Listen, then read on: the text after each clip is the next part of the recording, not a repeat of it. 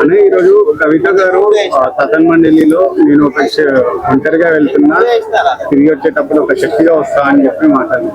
అందులో మాట్లాడుకుంటూ తనను ఒంటరి చేసి అందరు నా పైన కక్ష కట్టి నన్ను పార్టీ నుంచి ఎంత దూరం చేసిండు అని చెప్పి దానిపైన అంటే కొన్ని అంశాల పరంగా చూస్తే కవిత గారు ఒంటరి అయ్యారని నాకు ఫీల్ అవుతుంది. కానీ ఒక స్ట్రాటజీ ప్రకారమే కవిత గారు పోరాటం కావచ్చు.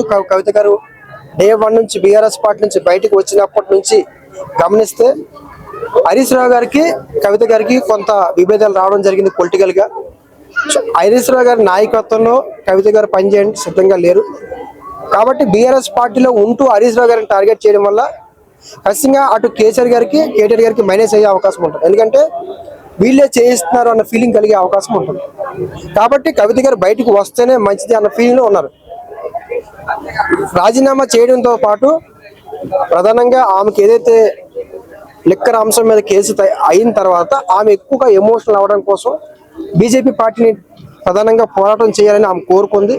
కానీ బీఆర్ఎస్ పార్టీలో బీజేపీని టార్గెట్ చేసే పరిస్థితులు లేవు. ఇది మెయిన్ ప్రధాన పాయింట్ ఏంటంటే కవిత గారికి లిక్కర్ అంశం మీద బీజేపీ పార్టీ మీద ఆమెకి ఏదైతే ఇబ్బంది కలిగారో ఖచ్చితంగా బీజేపీ పార్టీని బలంగా ప్రశ్నించాలని భావించారు.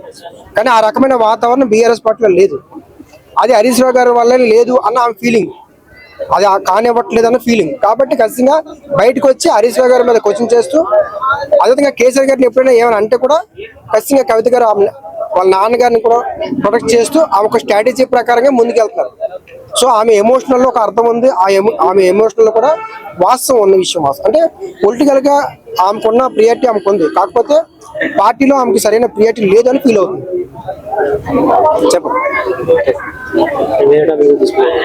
సో అది అంటే కవిత గారు అదేవిధంగా రాజీనామా కూడా చేశారు. 4 నెలల క్రితం రాజీనామా చేశారు. మండల చైర్మన్ గారిని కూడా అడిగారు రాజీనామా మమ్మల్ని ఆమోదం తెలపండి అని.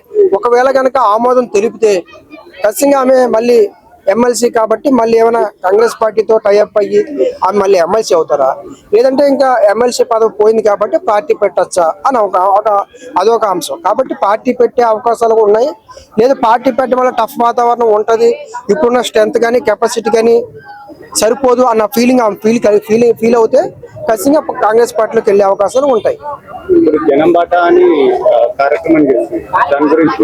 అంటే ప్రజా సమస్యల మీద కవిత గారు కేవలం ఇంతవరకు మనం పోరాడింది ప్రాంతీయ అంశాల మీద, ఇప్పుడు ప్రజా అంశాల మీద పోరాడుతున్నాం కాబట్టి ప్రజా అంశాల మీద కలుపుకొని మనం ముందుకెళ్ళొచ్చు అని ఆమె ఎక్కువ ఫీల్ అవుతుంది. హరీష్ రావు గారిని టార్గెట్ చేయడం, కేసీఆర్ గారిని రేవంత్ రెడ్డి గారు ఎప్పుడైనా వ్యాఖ్యలు చేస్తే ఆ వ్యాఖ్యలు కూడా ఆమె ఖండించడం. సో కేసీఆర్ గారికి నేనే ప్రధానమైన, అంటే కేటీఆర్ గారు మాట్లాడకపోయినా హరీష్ రావు గారు మాట్లాడకపోయినా నేను కేసీఆర్ గారిని ఎవరైనా టార్గెట్ చేస్తే వాళ్ళ తరఫున క్వశ్చన్ చేయడానికి నేను ఉన్నాను అన్నట్టుగా కవిత గారి వ్యవహార శైలి అంతా ఉంది. సో కవిత గారికి పొలిటికల్ గా ఎదగడానికి, కవిత గారు పొలిటికల్ గా వెళ్ళడానికి ఒక పార్టీ అయినా ఉండాలి, లేదంటే ఆమె కాంగ్రెస్ పార్టీలోనే జాయిన్ అవ్వాలి.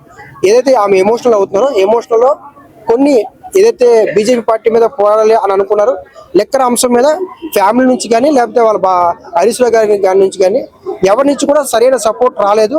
ఆ రోజు ఒంటరిగా ఫీల్ అయిన అంశాల మీద కవిత గారు గుర్తెచ్చుకుని ఎమోషనల్ అవుతారు. సో ఆ ఒక్క అంశం ప్రధానంగా తండ్రిగా కేసీఆర్ గారు కవిత గారికి ఏమి ఇవ్వాలో అన్ని ఇచ్చారు. పొలిటికల్ గా ఇచ్చారు, ఫైనాన్షియల్ గా ఇచ్చారు, అన్ని రకాలుగా ఏం చేయాలో అన్ని చేశారు. కాకపోతే హరీష్ రావు గారితో విభేదం వల్ల బయటకు వచ్చారు. సాధారణంగా మన ఇంట్లో వాళ్ళు కూడా ఎక్కువ ఆస్తులు 1000 కోట్లు అలా ఆలోచించరు.